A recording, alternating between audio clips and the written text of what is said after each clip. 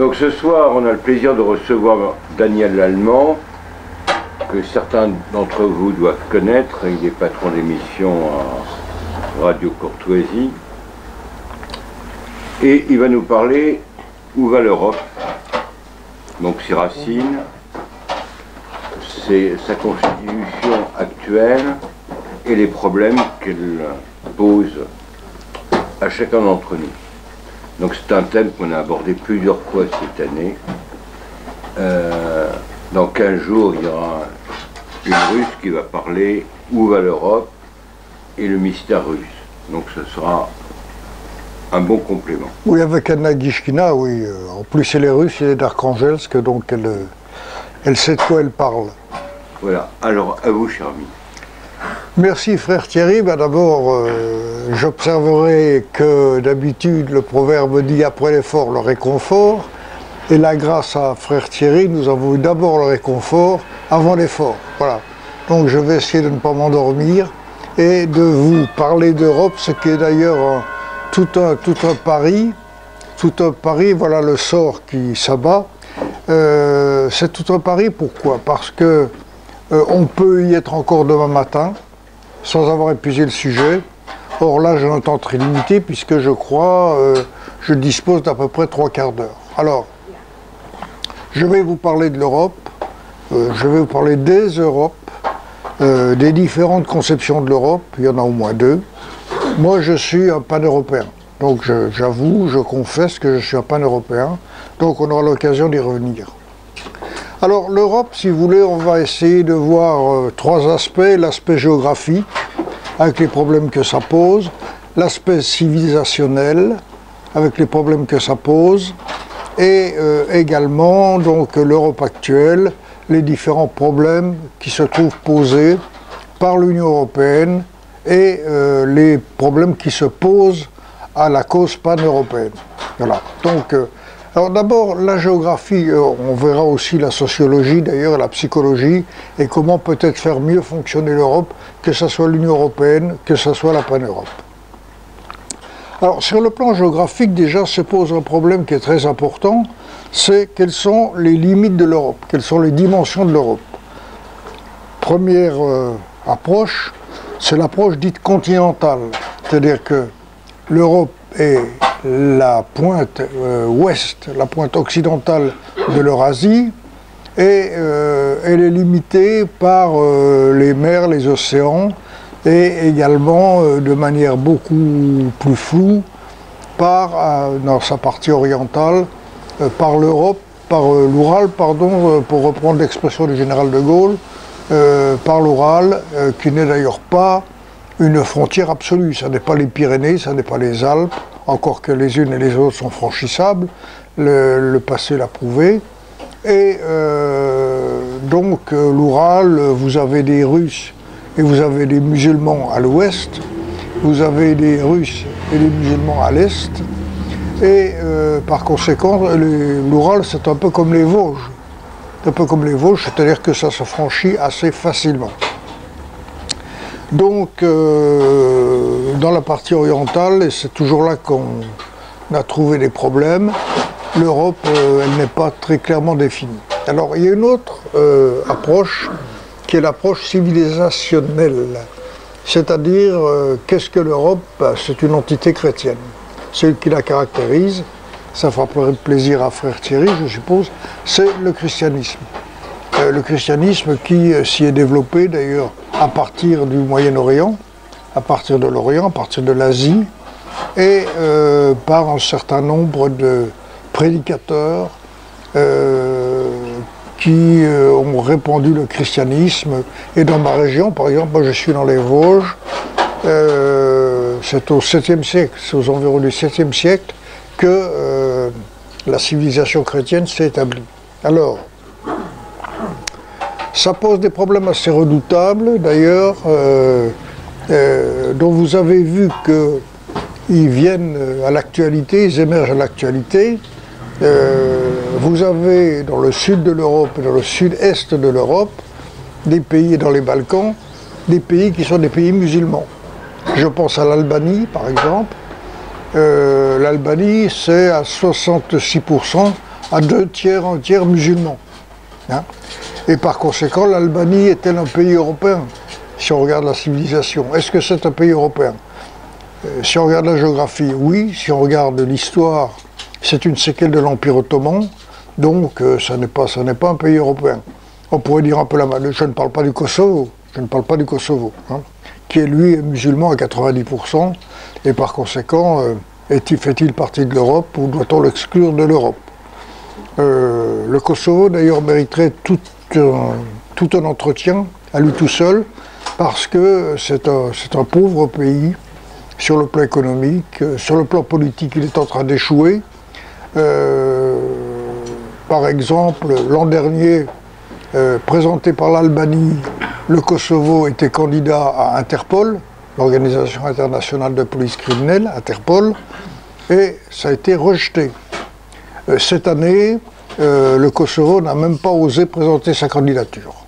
Donc, vous avez également un certain nombre de pays qui avaient reconnu le Kosovo, qui ont révoqué leur reconnaissance et qui ne reconnaissent plus le Kosovo. Alors, il y a les Lesotho, bon, même les Tchèques d'ailleurs, chez nous, plus proches de nous, même les Tchèques commencent à dire que bon, le Kosovo, ils l'avaient reconnu, mais il n'est pas certain qu'ils ne révoquent pas la reconnaissance. Voilà. L'Albanie, n'en parlons pas. La Macédoine a une partie de sa population qui est musulmane. Et la Bosnie-Herzégovine aussi, où vous avez les Bosniens qui sont les orthodoxes, les chrétiens, et vous avez les Bosniaques qui sont des musulmans. C'est un pays extrêmement flou et pas très stable d'ailleurs. Donc, si l'Europe est civilisationnelle, il est certain que ces pays-là ne peuvent pas faire partie de l'Europe chrétienne. Et voilà, donc... alors c'est valable pour l'Union européenne, et vous avez vu d'ailleurs que Bruxelles pousse à la reconnaissance de l'Albanie et de la Macédoine, alors que la France, très curieusement, Macron semble se réveiller, commence à renâcler, à reconnaître l'Albanie et la Bosnie et la Macédoine comme futurs pays de l'Union européenne. Voilà. Donc, qu'est-ce qu'on peut dire? Alors, d'abord les origines de l'Europe. Europe, c'est qui? C'est quoi? Europe, c'est une très jolie fille que Zeus avait remarqué pour sa beauté et qu'il voulait épouser. Enfin, en tout cas, il voulait en faire sa femme. Et il s'est déguisé en taureau blanc, pour la séduire. Et il a réussi à la séduire et à l'emporter. Elle est montée sur le taureau est parti. Voilà, donc Europe, voilà. Ça, c'est l'origine. Alors, c'est la légende grecque. Plus sérieusement, de la Grèce à la Crète, de la Crète à le continent européen, que s'est-il passé? Eh bien, d'abord, la notion d'Europe nous vient justement de la civilisation chrétienne orientale, en partie, qui s'est donc propagée. Voilà. Qu'est-ce qu'on peut dire également de l'Europe? C'est que nous avons eu un certain nombre de penseurs européens, de conquérants qui ont essayé de faire l'Europe. Je pense à Napoléon, dont j'ai d'ailleurs réfuté sur Radio Courtoisie ce midi que Napoléon soit un stratège. Pour moi, Napoléon est un tacticien. C'est un homme de la tactique qui savait gagner les batailles, mais ça n'était pas un stratège, sinon il ne serait jamais là en Russie. Jamais. Pareil d'Hitler. Tous ces gens-là se sont heurtés au général Hiver. Ils ont essayé de créer un empire européen et ça n'a pas fonctionné. Alors, à la fin de la Deuxième Guerre mondiale, qu'est-ce qui s'est passé? Eh bien, à la fin de la Deuxième Guerre mondiale, vous avez les Américains qui sont entrés en jeu et qui ont voulu, en quelque sorte, vassaliser un certain nombre de pays. C'est l'AMGOT, c'est-à-dire une organisation qui voulait vassaliser les pays qui avaient été vaincus lors de la Deuxième Guerre mondiale, dont la France. Parce que pour les Américains, la France avait été vaincue puisqu'elle avait été occupée par l'Allemagne. D'accord? Donc c'est là qu'ils se heurtaient à De Gaulle Et on reviendra sur la vision de l'Europe qu'avait De Gaulle, justement parlant de la pan-Europe. Alors, les Américains, bien sûr, ont échoué, l'AMGOT a échoué, mais ils sont restés, vous savez, les administrations sont toutes les mêmes, quand elles ont une idée ou un objectif, elles n'en débordent pas.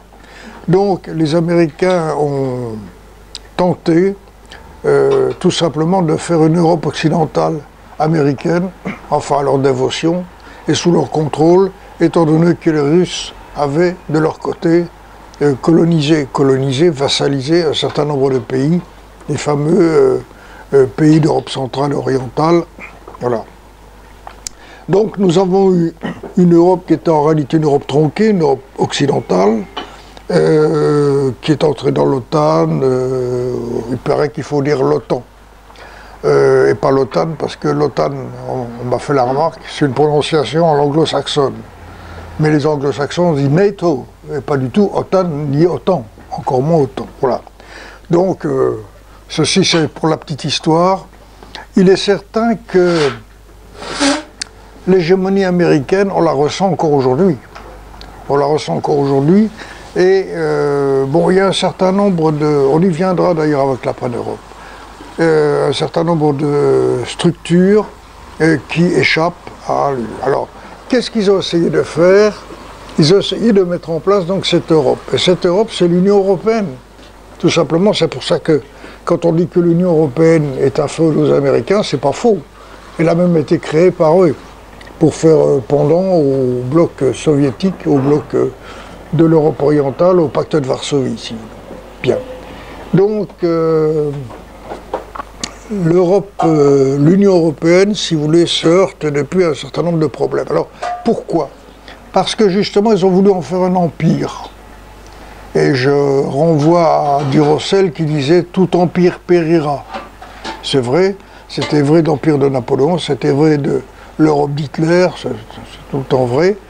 Et là, l'Union européenne a voulu justement vassaliser les pays. C'est tout à fait actuel. Tout à fait actuel, et vous avez des réactions actuellement contre cette Europe. Voilà. Alors, face à ça, qu'est-ce que peut faire la pan-Europe? Alors, qu'est-ce que c'est d'abord que la pan-Europe? Comme son nom l'indique, pan-Europe, ça veut dire toute l'Europe. Mais, comme je le disais tout à l'heure, ça se heurte à deux approches géographiques ou civilisationnelles. Bien. Donc, la pan-Europe, c'est un mouvement qui a été lancé en 1925 par Richard Kononov-Kalergi, qui était un aristocrate austro-hongrois d'origine, qui après la Première Guerre mondiale a pris la nationalité tchèque et qui a eu un certain nombre de nationalités, dont la française d'ailleurs, et qui a monté, qui voulait lui faire une sorte d'Europe des nations, c'est-à-dire rester fidèle au traité de Westphalie, et organiser une convergence des nations. C'est toujours vrai. C'est toujours vrai. Et c'est notre approche à nous pour créer l'Europe, puisque l'Union européenne, on ne sait pas, enfin on sait qu'elle s'écroulera, on ne sait pas quand. Le problème, c'est de savoir quand est-ce que ça arrivera. Voilà. Alors, l'euro, qui était censé consolider, pose un certain nombre de problèmes d'appauvrissement de l'Europe. Et par conséquent, ça n'est pas non plus la solution. Alors, qu'est-ce que c'est donc que la pan-Europe? C'est, après la Première Guerre mondiale, une prise de conscience d'un certain nombre d'Européens, dont Kononov-Kalergi, mais il n'est pas le seul, disant on ne peut pas continuer à s'entre-déchirer entre pays, et il pensait notamment la France à l'Allemagne, mais pas que. Et on ne peut pas continuer à s'entre-déchirer comme ça, il faut absolument mettre en place un processus qui assure la paix. Bon. C'est une excellente démarche. Alors, quelle stratégie il a adoptée? Il faut dire que Kononov-Kalergi, n'est-ce pas, était franc-maçon. C'est peut-être ce qui lui a permis d'approcher des hautes personnalités, et je pense notamment à Aristide Briand, à, comment s'appelait-il, Saint John Perse, donc Alexis Léger, qui était secrétaire du Quai d'Orsay, En Allemagne, il a approché Stresemann. Donc il a réussi, c'était sa stratégie, par les les puissants, si vous voulez, de ce monde, et non pas par le biais des peuples. Mais bon, à l'époque, ça passait très bien. Aujourd'hui, c'est plus tout à fait pareil, encore que il vaut mieux passer par les peuples eux-mêmes qui sont en train de se réveiller, et il faut en tenir compte. Alors, Koudounoff-Kalergi a, pendant toute sa vie d'ailleurs, mais pendant un certain nombre d'années, fait le tour des puissants en Europe pour essayer de les persuader. Il n'y est pas absolument arrivé, mais il n'a pas échoué non plus. Alors, quelles sont les réalisations qu'on peut aujourd'hui recenser au niveau pan-européen? Eh bien, il y en a deux. Il y a d'abord le Conseil de l'Europe qui a été créé en 1949 et qui est donc la structure,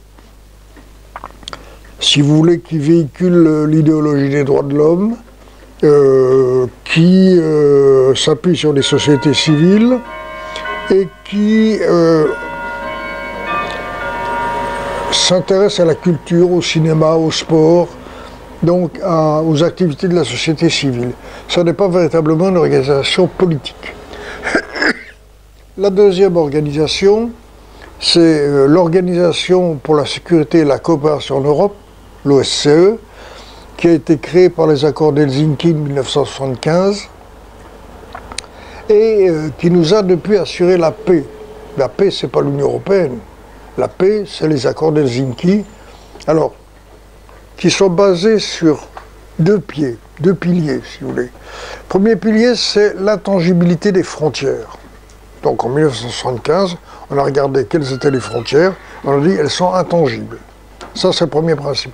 Deuxième principe, dans chaque pays est tenu de respecter ses minorités nationales, culturelles, etc., etc. Par exemple, en France, l'hexagone, c'est l'hexagone, on n'y touche pas.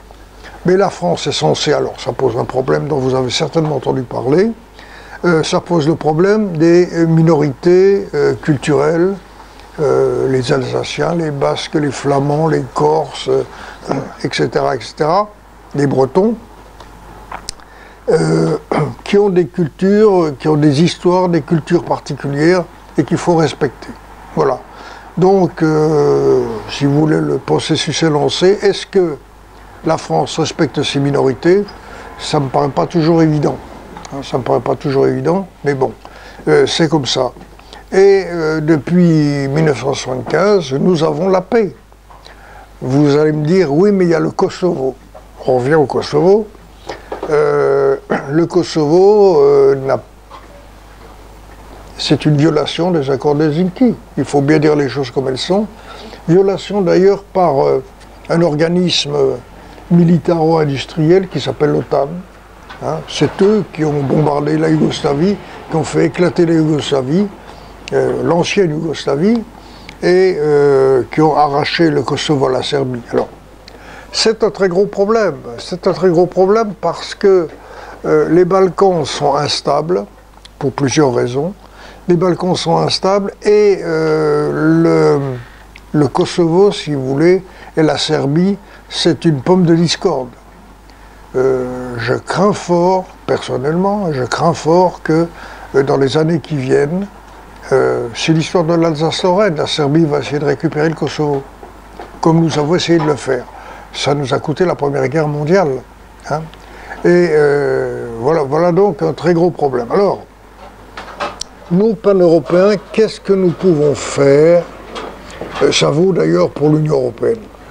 Si on veut consolider et donner aux Européens le sens de l'appartenance, il faut se référer à un psychologue américain qui s'appelle Maslow. Vous avez peut-être entendu parler. Alors Maslow, certains disent qu'il a conçu une échelle, d'autres disent que c'est une pyramide. Et c'est une pyramide des besoins. Pyramide des besoins. Alors vous avez tout en bas de la pyramide les besoins vitaux. Les besoins vitaux, c'est-à-dire la nourriture, parce qu'il faut vivre, et les besoins naturels, c'est-à-dire sexuels. Là, chacun règle ça à sa façon. Mais en tout cas, chacun est censé les régler. Ensuite, vous avez à l'échelon au-dessus le besoin de sécurité. Alors le besoin de sécurité, vous avez deux sortes de sécurité. Vous avez la sécurité individuelle, c'est-à-dire tout ce qui est la médecine, la santé, etc. Et puis vous avez la sécurité collective, tout ce qui est la défense, tout ce qui est militaire, la défense, la protection, voilà. Donc ensuite, vous avez un sentiment d'appartenance qui apparaît. Donc pourquoi l'Union européenne actuellement échoue? Tout simplement parce qu'elle n'a pas résolu le problème de base. Les Gilets jaunes nous ont montré il n'y a pas longtemps qu'il y avait en France des familles dans lesquelles le 15 du mois, il n'y a plus rien dans le frigidaire. Par conséquent, les gens sont frustrés, ne sont pas contents. Est-ce qu'au niveau de la santé, on fait tout ce qu'on peut? Je vous pose la question. Et la sécurité collective, est-ce que l'Europe se défend, met en place un système de défense cohérent et efficace? Voilà. Donc les questions qui se trouvent posées, et nous en sommes là. Alors nous, pan-européens français, qu'est-ce que nous avons fait? D'abord, nous sommes adhérents, l'Union pan-européenne de France est adhérente de l'Union pan-européenne internationale. Je dirais que, hélas, l'Union pan-européenne internationale est actuellement au sommeil, en léthargie, elle ne fait pas grand-chose, elle est inactive, et donc ça nous pose un gros problème. Lorsque, en 2014, j'ai été chargé d'assurer l'intérim de l'Union pan-européenne de France, à la suite d'ailleurs d'un président qui s'était mis aux abonnés absents, la première chose que j'ai fait pour essayer d'installer la paix dans l'organisation, c'est d'éliminer les politiciens. Parce que qui dit politicien dit évidemment rivalité, lutte pour le pouvoir, donc déstabilisation, instabilité. Et par conséquent, j'ai laissé faire les choses toutes seules.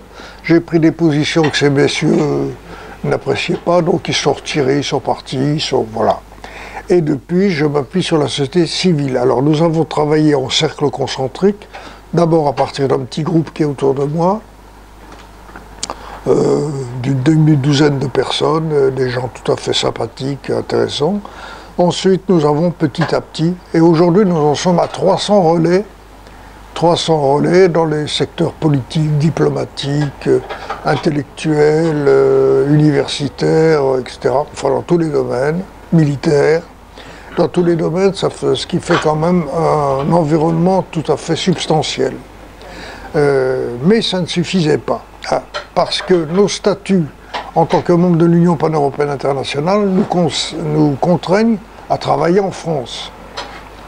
Et il se trouve qu'avec notre système, nous avons largement débordé les frontières. Donc il fallait trouver un système. Alors nous venons, il y a quelques semaines, de constituer le pan-européen en action, qui, comme son nom l'indique, est destiné à mener une action, et donc qui n'est pas limité par les frontières. Bon. Et puis, ça vient de sortir, comme on dit, nous venons de créer les Amis de Pan-Europe. Alors, les Amis de Pan-Europe, comment est-ce qu'on peut être admis Amis de Pan-Europe? Ben, en aidant Pan-Europe, c'est bien évident, et notamment financièrement. Hein. Je ne vous cache pas que notre prochaine campagne va être d'essayer de trouver des fonds pour financer des actions diverses. Au début, nous allons simplement demander 2 000 euros.